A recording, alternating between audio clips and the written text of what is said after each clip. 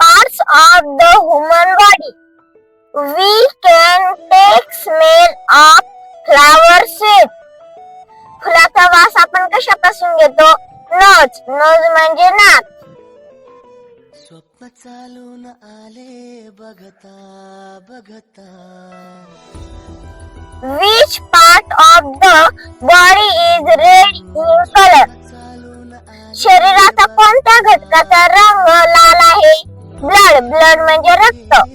हसता हसता रंगरंगीत झाले दिसता दिसता.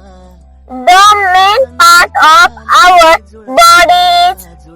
शरीराचा मुख्य